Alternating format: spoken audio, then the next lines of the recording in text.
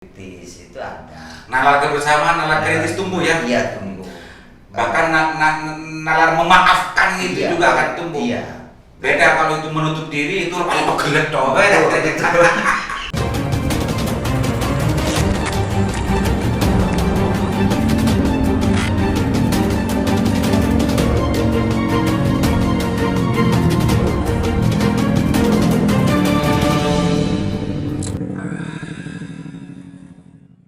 Tapi yang terjadi di bawah, yang terjadi itu sebetulnya tunggu bercikat.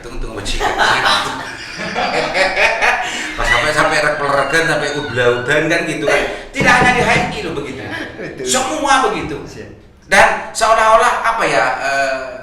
Ya itu, dan ketika ada friksi semacam itu lebih keras. Keras ke temannya sendiri. Ketika yang mengundang mereka, yang menyatukan mereka dalam sebuah perhimpunan atau pergerakan itu sebetulnya adalah tadi itu dasar-dasarnya. Nah di sini masih hilang, tidak. Lebih keras atau karena si kancah. Dan ini yang saya prihatinkan Dindaku. Tidak hanya happy loh, semua. Dan itu menjadi fenomena, dan itu menjadi sebuah pola gerakan dan aktivis mahasiswa. Lebih keras ketika menghadapi persoalan dengan temannya sendiri, justru lunak ketika menghadapi kekurang ajaran bupati. Hah? Bener nggak? Itu bener kan? Tanggapi Dinda, salam. Tanggapi. Biar sama mendengar aktivis yang lain, Dinda. Ya kira-kira ini yang memang bisa dikatakan kader-kader organisasi itu ya, khususnya intinya mahasiswa. Intinya mahasiswa, karena bicara HMI ini tidak terlepas dari mahasiswa. Mahasiswa ini lebih cenderung melihat situasi dan kondisi di internal. Kenapa kemudian demikian? Karena tidak terlepas dari hal yang saya sebutkan tadi itu. Jadi mahasiswa ini sekarang banyak tidak tahu, bahkan tidak paham trifungsi mahasiswa. Karena sekarang ini tidak ada ospek. Jadi tidak ada ospek itu kan berarti mengurangi nilai kemahasiswaan. Ada ospek. Maksa orang mesti KMP. Maksa badut. PKKMB. Oh, PKKMB. Nah, itu yang kemudian salah satu penyebabnya sepertinya begitu analisa saya. Dan kemudian yang kedua adalah kurang ngopi. Kurang ngopi ya. Catat pemirsa, kurang ngopi. Kalau sering ngopi sepertinya pastilah nalar kritis itu ada. Nalar kebersamaan, nalar kritis tumbuh ya? Iya, tumbuh. Bahkan nalar memaafkan itu juga akan tumbuh. Iya. Beda kalau itu menutup diri, itu paling pegelet toh. Harus transparan biar tidak anarkis terhadap dirinya sendiri. Kalau tidak transparan pasti anarkis ke dirinya sendiri. Sakit hati. Ini pelajaran. Ini kalau ditadabbur, kan ini bulan puasa nih kan, saya sekarang mengajak tadabbur. Kalau apa yang dikatakan Dinda sekarang betul-betul iki ditadabburi dan itu diamaliyahkan, akan menjadi sebuah sikap yang sangat dewasa dan sangat luar biasa. Tidak hanya sesuai ungkapan dan untaian kata-kata, tapi itu menginternalisasi dalam sebuah sikap. Itu yang penting, Dindaku. Makanya ngopi itu penting. Jadi ngopilah sebanyak-banyak, ngopilah dengan sesering-seringnya, dengan sebanyak-banyaknya teman, agar soliditas, kebersamaan itu betul-betul tercipta dan terbangun. Itu Dinda ya. Karena jarang ngopi, pencerengan sekancar gitu. Masuk akal, bisa ditulis. Oke, Dinda Makmun, Dinda Salam. Kayak sudah berapa jam ini? Sudah berapa menit? Oh, sudah menjelang 1 jam. Sudah menjelang 1 jam. Banyak dari pengalaman dan sudah banyak yang sudah diceritakan tadi. Sekarang apa yang mau kita ceritakan? Jelasannya apa ya kira-kira, Dinda? masih kurang 15 menit ini. Mau cerita apa ini? Mau cerita apa? Mau cerita Bangkalan, mau cerita Jawa Timur, mau cerita Indonesia ini? Makmon. Kita berbicara sebagai perwakilan mahasiswa. Mungkin sudut pandang mahasiswa ini mungkin kita lebih lebar sedikit mungkin. Oh ya, silakan. Moncang Inggris itu out of the box begitu. Kita mencoba melihat potret kemahasiswaan dan keaktivisan ini dari luar kotak. Silakan tidak ya. Sebetulnya ketika berbicara harmonisasi tadabbur ini sebetulnya yang memang kuncinya itu di ngopi. Nah, ngopi. Karena ngopi itu bahasa yang paling egaliter. Ya, Yuk ya. ngopi kan begitu. Walaupun ngajaknya ngopi tapi mesennya di kafe tetap teh atau susu. Mas juga kan begitu, Bu. Mas sama saya ngopi yuk ke kafe justru yang di apa namanya yang di pesan itu justru satu yang pojok itu kan bukan kan? Jadi memang ngopi ini bahasa pemersatu. Ya, ngopi. Namun satu hal yang menjadi ciri khas atau karakter dari mahasiswa yang tidak boleh dihilangkan, sendiri membaca, berdua berdiskusi, bertiga aksi. Ini tidak boleh dihilangkan. Ini menjadi suatu tradisi yang memang harus tetap dipertahankan, tidak boleh tergerus oleh perubahan zaman. Jangan kemudian sendiri main game, berdua mabar, bertiga. Ini pas repot kita. Jadi salasan. Bergibahi pemankan ini repot. Bertiga hura-hura. Jangan berdiri itu main game, berdua mabar, bertiga hura-hura. Yang satu itu dia berdiri, yang sendiri itu harus membaca, yang berdua itu diskusi, bertiga harus aksi, gitu kan? Bertiga yang wajib aksi itu ya pikirannya ya di yang penting ada sebuah action dari hasil baca dan hasil diskusinya kan. Artinya ini semua kan harus nyambung itu Dinda ya. Ini pemirsa catat ini ya, catat. Mungkin banyak yang belum mendengar, tapi kalau teman-teman aktivis pasti sering mendengar tentang masalah 3 serangkaian langkah ini. Tanggapannya Dindaku?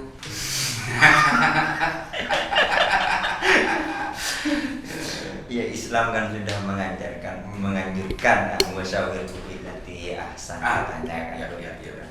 Jadi kan masa mudanya mahasiswa ini masih ada. Jadi nilai hura-hura, kemudian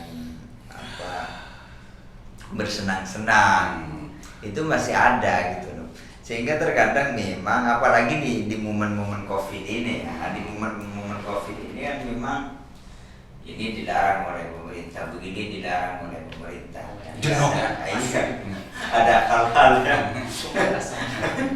nah dari situ aja kan semakin tidak solid lah teman-teman itu.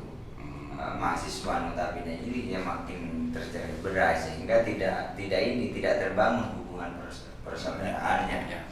Ketika hubungan persaudaraan itu sudah mulai renggang, maka yang akan terjadi ya tidak ada kekompakan itu. Ketika tidak ada kekompakan kebersamaan lah, maka yang akan terjadi adalah kecurigaan. Jadi nalarnya ini sebetulnya konstruksi nalarnya ini bagus itu di dasarnya. Konstruksinya nalarnya itu paradigmatis, gitu.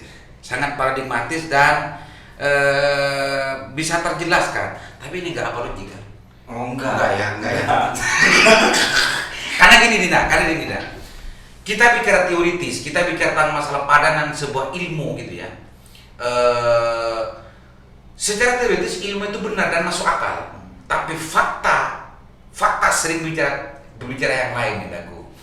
Sebetulnya faktanya tidak semacam itu sebetulnya. Memang karena kayak males.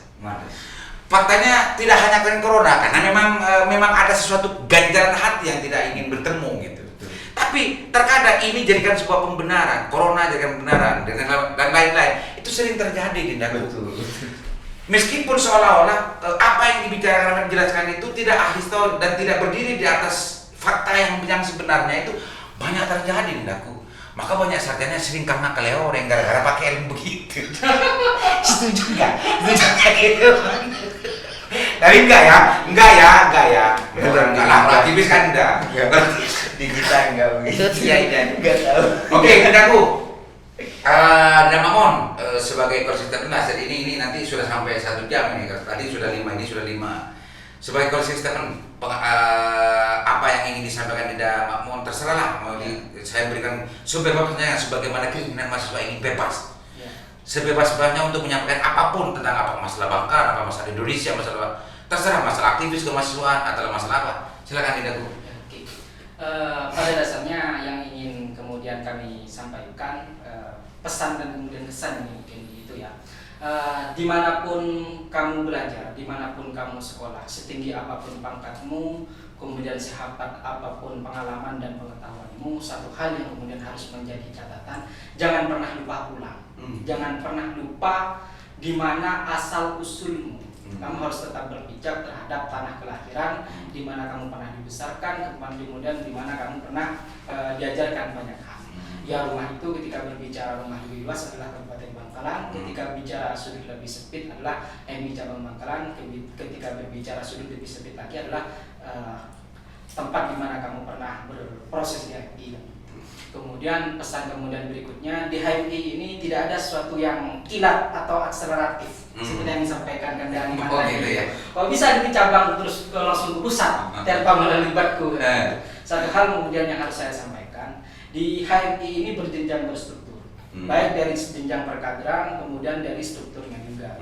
Jenjang di HMI ini ada tingkat terendah itu adalah LK1 yang kemudian biasa dikenal dengan basic training, kemudian ada intermediate training atau LK2, kemudian jenjang yang terakhir ini adalah jenjang advanced training atau jenjang yang paling terakhir.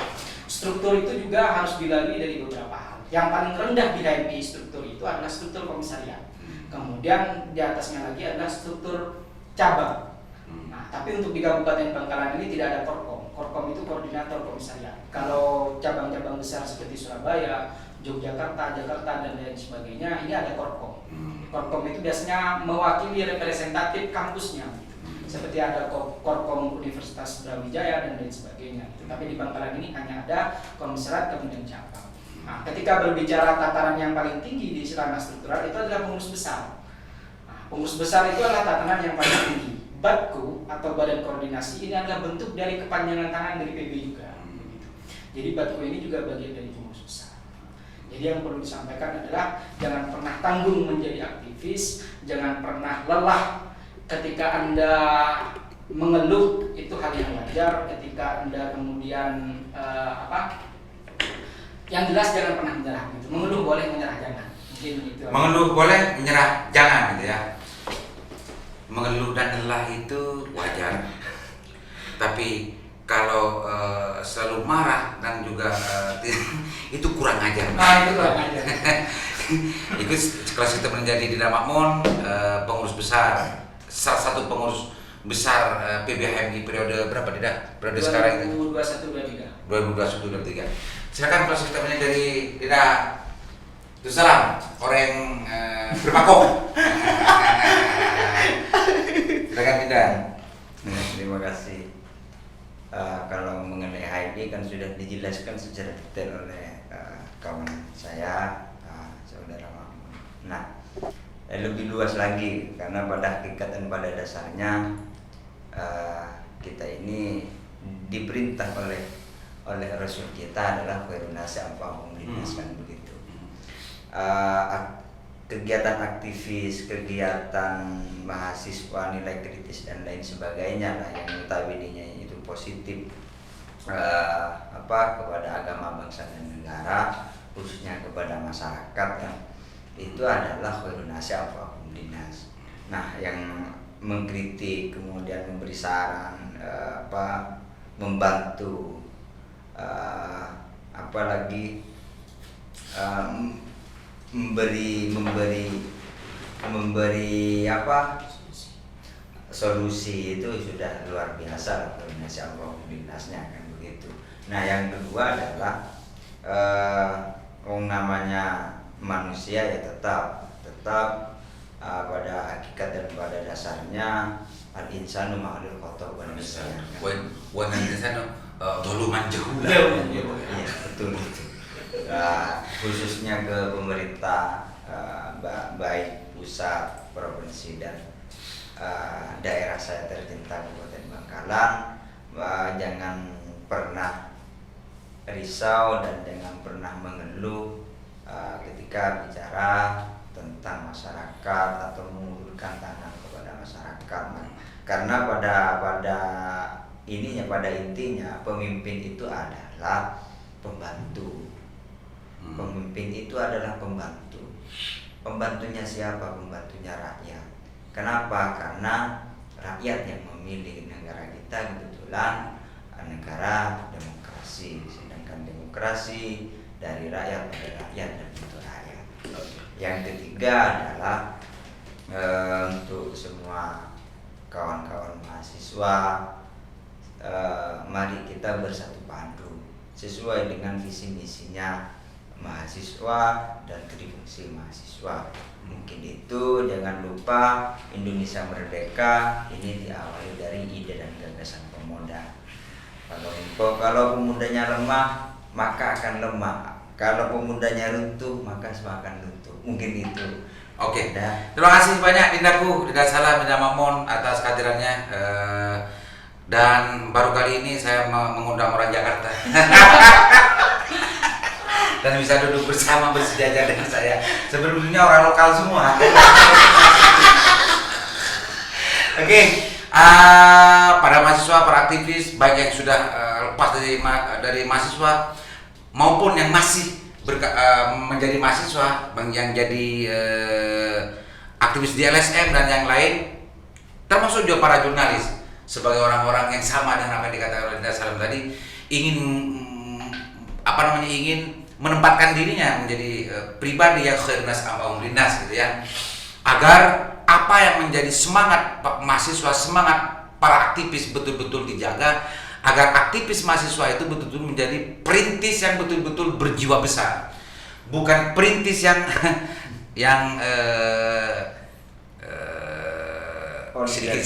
sedikit langam buka sedikit langam bulan. Jangan menjadilah aktivis yang betul-betul kuat dan pantang menyerah. Mudah-mudahan bermanfaat semua para aktivis, mudah-mudahan bisa meneladani apa yang pantas untuk diteladani dari kedua aktivis luar biasa ini, dan bisa juga meneliti apa-apa yang bisa untuk kita pakai ke depan sebagai aktivis selanjutnya, baik itu yang berperan di kabupaten, berperan di provinsi ataupun di pusat. Mudah bermanfaat. Assalamualaikum warahmatullahi wabarakatuh.